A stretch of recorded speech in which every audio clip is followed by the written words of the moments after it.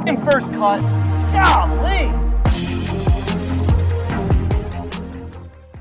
Welcome to the First Cut Podcast. I'm Rick Gehman, and this is your round 3 recap for this week's Rocket Mortgage Classic. Joining me to break it all down, it's him. It's Greg DuCharme. Hello, Greg. Rick, nice to have you back. Thank you for that extremely dramatic intro. Hopefully my takes tonight are just as dramatic.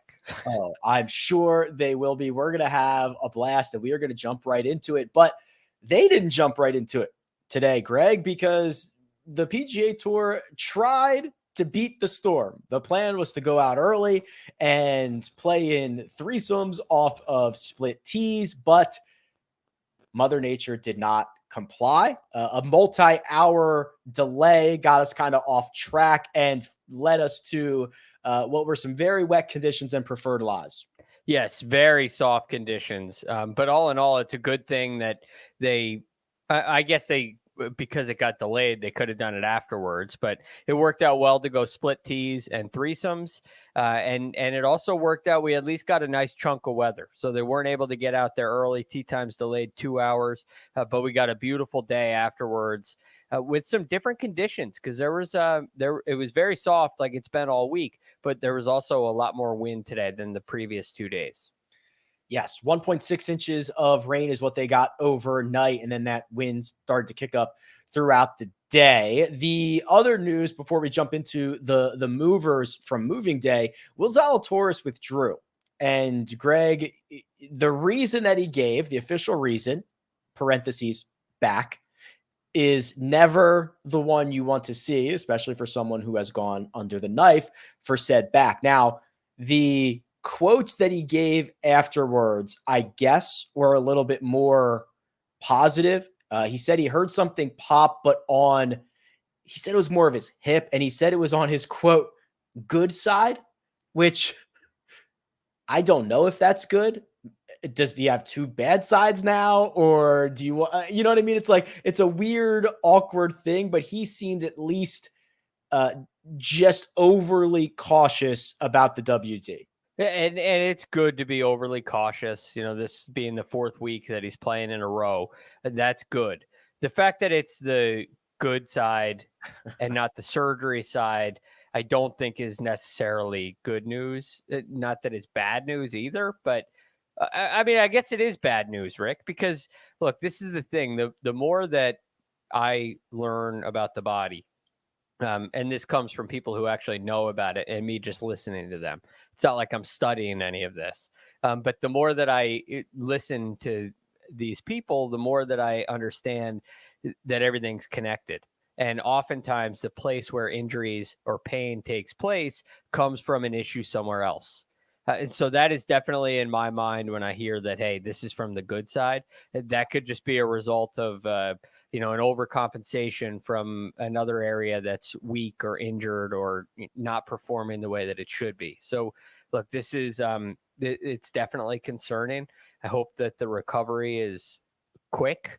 And I hope that right now, my thoughts are just simply an overreaction. I tend to agree with you. Let's hope, and I assume that Will's got access to great opinions and great doctors and great everybody and great PTs, and hopefully we'll see him back in action very, very soon. Let's talk about some action.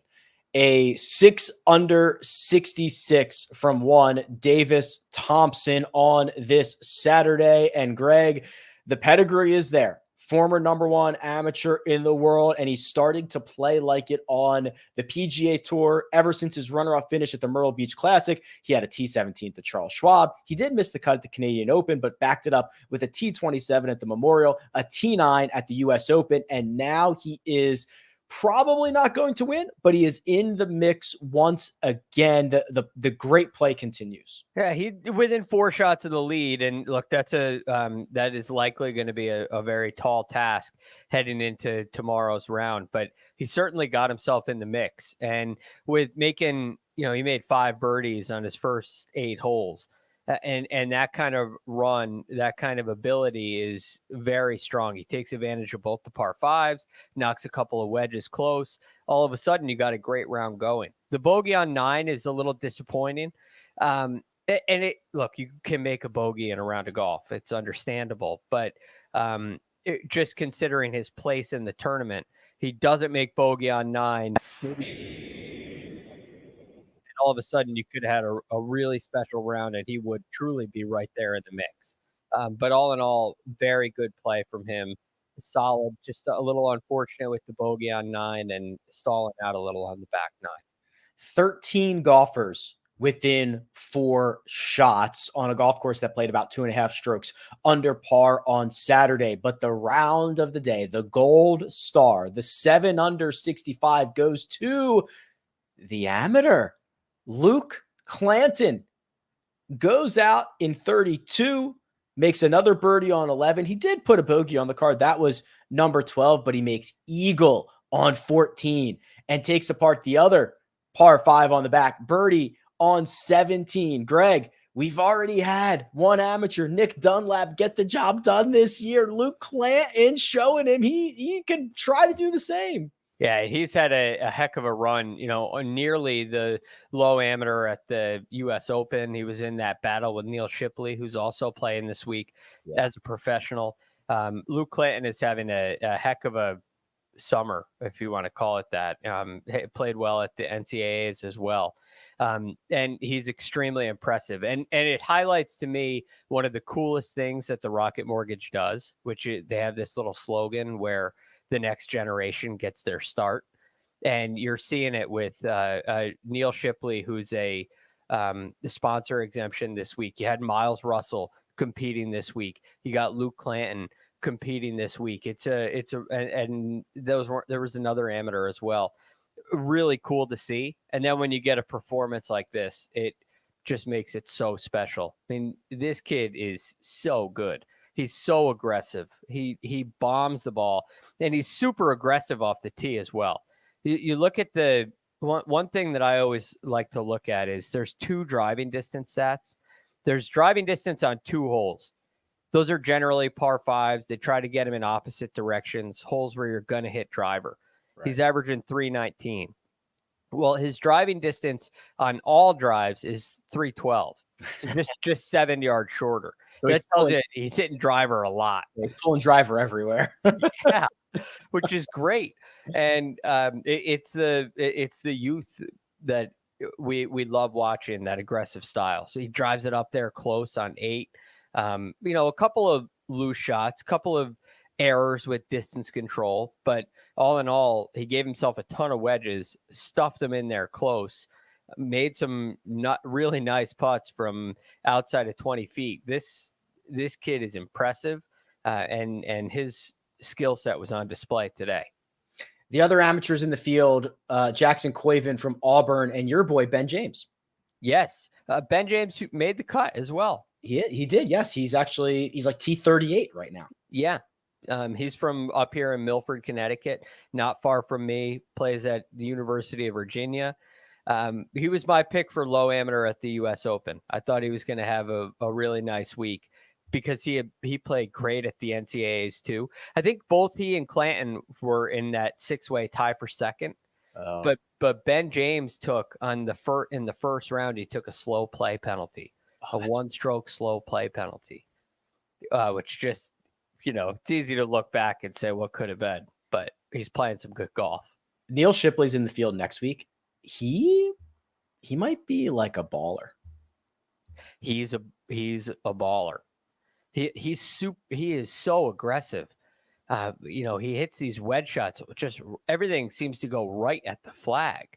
Yeah. Not dissimilar to the way that Victor Hovland played, who's the last guy to go low am in the Masters and the U.S. Open in the same year.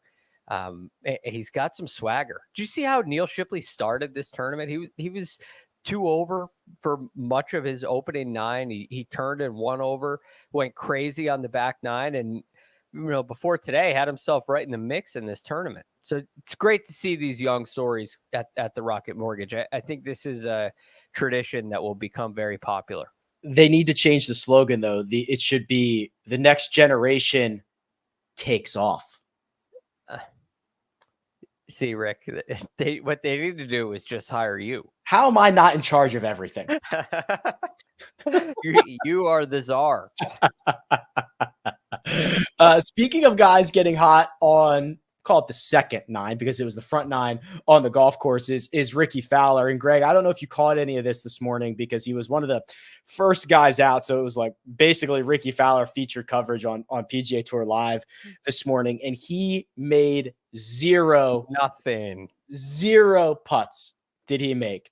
And then it started to heat up, because he birdied his last 4. He birdied 5 of his last 6. He got this thing in with a 5 under 67. So I suppose I am feeling optimistic, because he was throwing darts. He shot a 67 and still lost a stroke putting. So he 3 putts 10 on 11 from 220, hits it in there to like 8 feet and missed it. On 12, I think he made like a 20-footer. Yeah. And then on 16, he might have made a mid-ranger on 16. Yeah, 19 feet. So a little longer. But on the back 9, like even on this run, he knocks it on 4 and 7 and 2. And on 8 and 9, hits it just close. Hits it stone dead. So this was a great ball striking day for Rickie. The putter, I'm more concerned with, like, let's get the ball striking figured out first. That's what I would like to do, because he will get hot with the putter one day. He's gone back and forth now. He has been using the counterbalance putter. I don't know if it's actually counterbalance, but that length, little longer putter he used last year to win. I was using that for a while, and before the Memorial, he put a standard length putter in play with the same putter head, and has decided that didn't work out. So he's back to that counterbalance length, maybe trying to figure something out on the greens. But what I'm really concerned with Rickie is, can we get this ball striking back to a place where it's feasible? And he led the field today in strokes gain approach. This was a very good sign. Yeah, I don't care if he lost 3 strokes putting. To see Rickie hit the ball this way gives me hope going forward. This is a very nerdy thing I'm about to say, but I have to say it. This was an almost completely unique round from Rickie Fowler in the ShotLink era. Okay. So the number of players in a single round ever recorded to do what he did. So lose at least 0.8 off the tee, gain at least 4.5 on approach, lose at least 0.25 around the green, and lose 0.8 with the putter. All of those things. It's only the second time it's ever happened. It's very specific. Chris Blanks in the 2011 Players Championship in round 4 lost 1.7 off the tee, gained 7 on approach. What did he do? Make an ace? He lost a half a stroke around the green and 2.5 with the putter. Wow. Only you, the czar, could find that information. But, one other note, Rick, on how well he hit the ball today.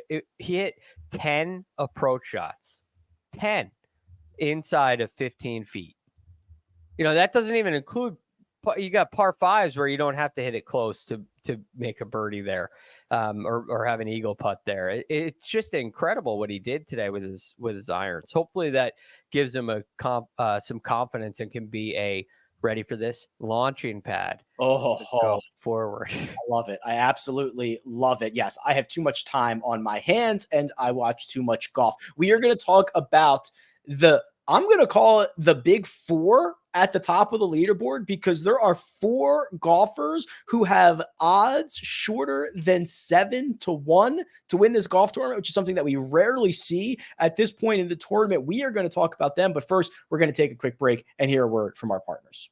An unsub, a seasoned one, and he's leaving a calling card.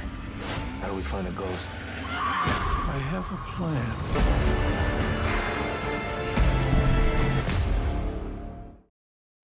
And we're back. Let's start with the Cams, both in at 16 under. I am referring to Young and Davis. Let us start with Young. And Greg, this golf course, a place that he has already finished runner-up at, one of his many runner-up finishes, should be fairly good for him. Go out there, hit it as far as you want. Don't worry about the direction. Make a ton of birdies. This guy shot a 59 last week. This should be Cam Young's feasting spot. And he is kind of feasting. It was a 5 under 67 on Saturday. He made a bogey on the par 5 fourth hole. But the only thing that matters for Cam Young at this time tomorrow is, did you win? Because that is the only thing that he will be graded on. Yes. And look, he's been pretty good when he's in contention. He's gotten beat. They were talking about this on the broadcast. He hasn't really lost it. He has been pretty good in this position. So I really like where he is. And the cool thing is he's been hitting the ball really well all season long, but hasn't gotten anything out of it. Part of that has been the putting. He's gone to the left-hand low putting style, which seems to have really lit a spark. Now, this third round, this is why this is perfect for, as some say, young Cam. This is why it's perfect for him, because he doesn't have a great day on the greens. Nothing really is. It doesn't seem like anything is happening during this round. He makes a terrible mistake at number 4, going over that green on his third shot, making bogey. He looks frustrated, but all of a sudden you look up and he's making birdie on 14. He's making birdie on 16, birdie on 17, and he's one shot off the lead. In fact, he was tied for the lead for a while there. So Cam Young doesn't have to go crazy to really start picking apart this golf course. Think about a 67. It's only 2 shots off the round of the day. So while it didn't feel like this was everything that Cam Young has in the tank, it was pretty darn close to the best round of the day. Yeah, it really was. And there's still some more juice to squeeze out of it. The other Cam, also in at 16 under, 1 shot off the lead, is Davis. And this one, Greg, was bogey free. And this has kind of been a weird year for Cam. He talked about it after his round. He mentioned he hasn't been playing well. He still is hopeful and optimistic that he can make a late run towards this President's Cup team that we're going to be at Royal Montreal in just a couple of months. Not sure how realistic that is, but a win tomorrow would certainly go a long way. It would go a very long way. Every time I look at Cam Davis, whether I'm watching golf and see him on the screen, rolling through your website and see Cam Davis's name, and I see him in the $7,000 range in a given week, it's like, this has got to turn the corner at some point. I just think he is so darn good. Yet you look at his statistics this year, he's 132nd off the tee, 123rd approaching the green, 126th around the green, 129th in strokes gained putting. I mean, this is not a Cam Davis kind of profile. Cam Davis is, in my opinion, a top 50 PGA Tour player. Very solid top 50 PGA Tour player. He should be vying for the Tour Championship each and every year. And we haven't seen that kind of performance out of him. But so far this week, he started to pile in some birdies. He's starting to hit the ball a whole lot better. It looks to me like, I'm watching him today, there's a lot of curve. He's hitting shots with a lot of curve, but he seems to know where it's going. Kind of looks like it's drifting a little left, and it catches the left side of the green. So, okay, he's starting to play some shots, starting to develop a little confidence, starting to develop a little feel. And later on in this round today, things really seem to click with him and his ball striking. Even though he shoots 32 on the front 9, it still seemed a little loose tee to green. On the back 9, it was much more in control, and he puts together a great bogey-free round at 66. Going for his second Rocket Mortgage Classic Championship, which this is a young event, Greg. That would be the first guy to ever repeat. Yes, we've had Nate Lashley, Cam Davis, Bryson, Tony Finau, and Rickie Fowler. So he'd be this is the 6th rendition. Yes. He'd have 2 of the 6. 33%, if my math is not bad. Yes, not bad at all. He's currently, if this tournament were to end right now, he'd move to 60th in the FedEx Cup standings. He is 18th in the International President's Cup standings. So work to be done for Cam Davis. The two golfers who led this tournament after 36 holes still lead this tournament after 54, and they are tied at 17 under. Let's start with Aaron Rai. Greg, he finally made a bogey. That came on the par 3 15th. That was and remains his only bogey of the week. It came from the greenside bunker left of that putting surface. He was able to get it back on number 17, the par 5. And this has been a great week for Aaron Rai. The big difference is he is putting the lights out. Last check, I think he's first in the field in strokes gained putting. So it's going well for him. It's going very well for him. He's been very impressive to watch. I really think I'm not making a comparison long-term here by any means, but what I've seen out of Aaron Rai over these first 3 rounds, but let's say up until about the 13th hole today, was very Scotty Scheffler-like. There you heard it here first, everyone. Greg thinks Aaron Rai is Scotty Scheffler. Hey, kind of like there's a lot of similarities. I don't think the short game compares in any way. But listen to some of these stats for the year. I mean, he's 26 off the tee, 7th approaching the green. He's 8th in driving accuracy, 6th in greens and regulation, but 118th in strokes gained putting. Yeah. So you get on a golf course in a birdie fest like this, and that may kind of push you away. But his play has been a little better. The putting's starting to turn the corner, and it's coming together this week. So he is, like you said, he made 1 bogey today so far during this week. He's not being overly aggressive. He's picking and choosing his spots. When he gets wedges or favorable hole locations, he'll hit it at him. But other than that, he's playing down the center line of the hole. Centers of fairways, centers of greens. I get a good look and one goes in. That's great. Otherwise, I get 90 yards in. I'll go at the hole. And that's what I mean when I say it's very Scotty Scheffler-like. It's extremely patient, extremely consistent, and extremely reliable. And again, I would not expect Aaron Rai to perform extremely well in a birdie fest like this, but it's working this week. And I actually, because his play has been really quite good lately, we did talk about him on Monday, Kyle and I, as a potential play, because his form has just been phenomenal, and I love what he's done with his ball striking. Yeah, and that putter, I said first in the field this week. He's actually 5th, close enough. 4.7 strokes gained to the positive there. Tied for first in driving accuracy, 35 out of 42 fairways, and tied for first in greens and regulation. Those are two. I know they're old school stats, but they're 2 very good stats to be leading. Yeah, it's important, especially when you're 5th in putting.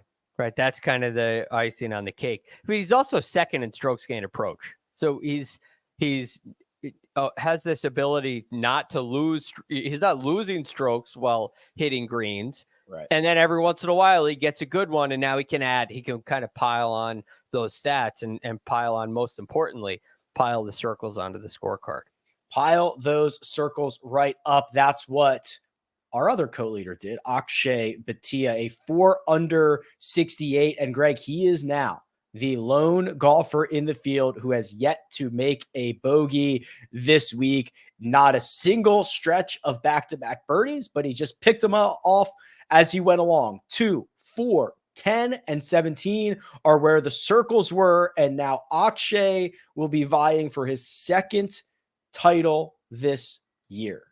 And when he doesn't get 7 and 14, those 2 par 5s, he kind of feels like, okay, this is a slow round. There's not much going on for Akshay. Early on, he hit a couple of wipey kind of misses to the left, had a couple of big misses to the left that didn't look great, but he really straightened that out.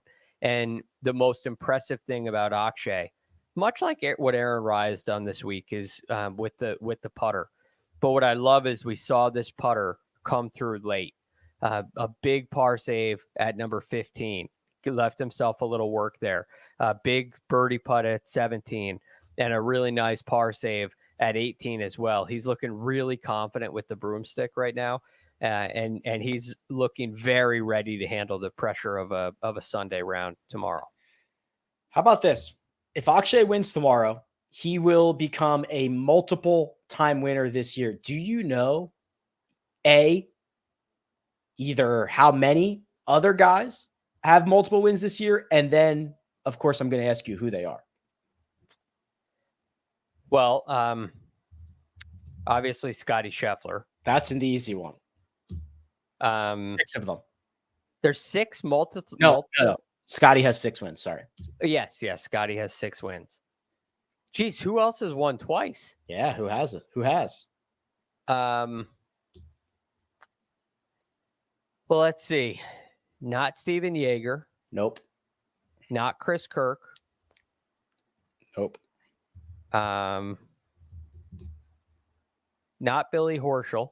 Just once for him. I like this process of elimination. Wyndham Clark just once. Just once. I feel like. Oh, I know who. Who? Rory. Yeah, Rory McIlroy. Yeah, the Zurich Classic. Yeah, that didn't register in your brain? Well, it didn't jump off the page to me because I thought of Rory and it's like Wells Fargo. Okay. Oh yeah, he won the Zurich as well. Yeah. I think that's it. That is it. Yeah, that's it. Yeah, isn't that crazy? Crazy. So the list one guy's got 6. Well, you run out of events. But it could be Scotty, Rory, Akshay. Right. And he'd move up to, I believe it's 7th in the FedEx Cup standings. That's right. Right. He'd move up in the President's Cup standings as well. Like he's going to make that team. That would be electric. I think it was Kyle and I were talking about it. Give us Minwoo versus Akshay Sunday singles. Oh, it would be phenomenal. Electric factory. But look, this is the other thing that is really highlighted this week with Akshay specifically. There's a lot of other college kids, young professionals getting their start here at the Rocket Mortgage or just getting going. And Akshay is younger than many of them, right? And he's in a completely different place when you look at all the names on the leaderboard, right? Akshay's name stands out above the rest because he's got this experience. And he made a decision to turn professional out of high school that was criticized by many. I was skeptical of it myself. And he got through the challenging part, got to the PGA Tour, and now it couldn't look like a better decision because he's gathering experience that the other guys just simply, they will never get back. And he has really accelerated his career into a pretty cool place at the age of 22. So it's not the right move for everybody because it's really hard. But I guess the point is what Akshay has gone through to get to this point is extremely impressive. It's not going to be easy. I teased it earlier. There's a big 4, according to our friends in Vegas. The PGA Tour website just took down the odds. They're probably being reconfigured. So I'm just going to have to read you the odds here, Greg. I don't have a visual to show you. But Akshay, who is currently tied for the lead, is plus 240. Aaron Rai tied there with him at plus 300.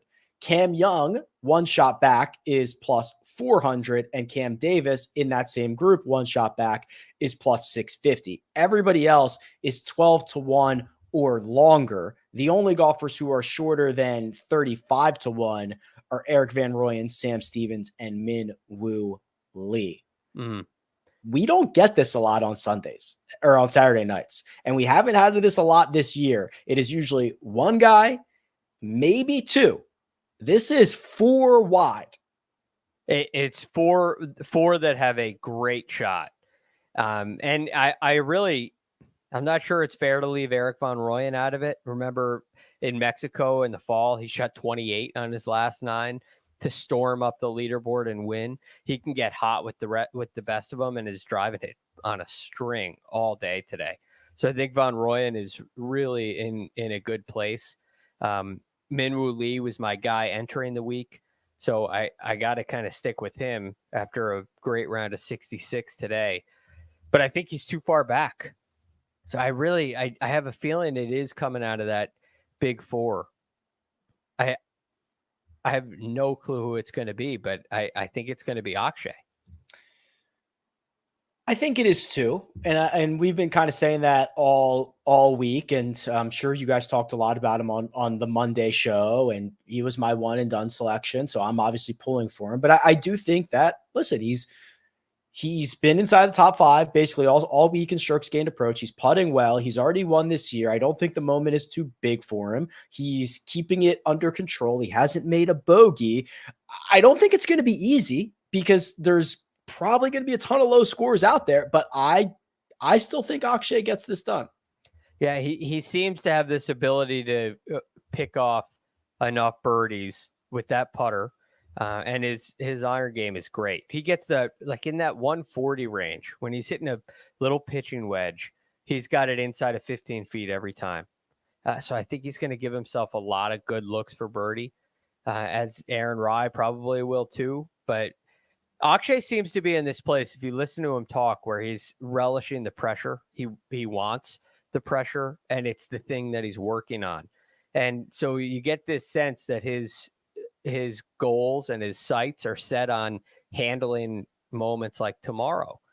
And I don't think a lot of players get into that place where, all right, when I'm in contention, I need to do better. So that means you need to get in contention first. And he's got there. And I think his eyes are squarely on the trophy. I think he's going to step up and be ready to handle it. Yes or no? Are we going to a playoff tomorrow?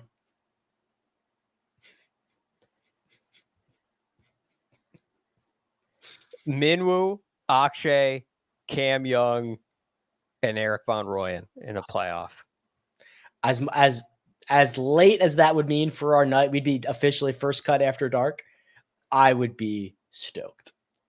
That would be an electric factory.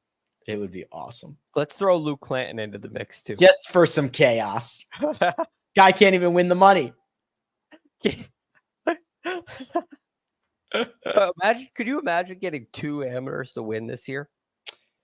So wait, was Phil the last amateur to win before Dunlap? Yes. So that was like 1990? 91, I believe. Okay, so we would go 30 some years between them, and then we'd go like 30 some tournaments between them. It'd be nuts. That would be sick. Nick Dunlap playing some good golf too, by the way. I'm happy to see that. Yeah. He's good. He's really good. Yeah. Okay, cool. Well, listen, we'll figure it out. It'll be 24 hours or so. We'll see however long it takes to get this thing done. 13 guys within 4 shots and 4 wide, according to Vegas, at the top. A big thanks to producer Harry filling in tonight, doing a great job. That right there, Greg DuCharme. You can find him at The Real GFD, and you can find me at Rick Run Good. This has been The First Cut. We'll catch you next time.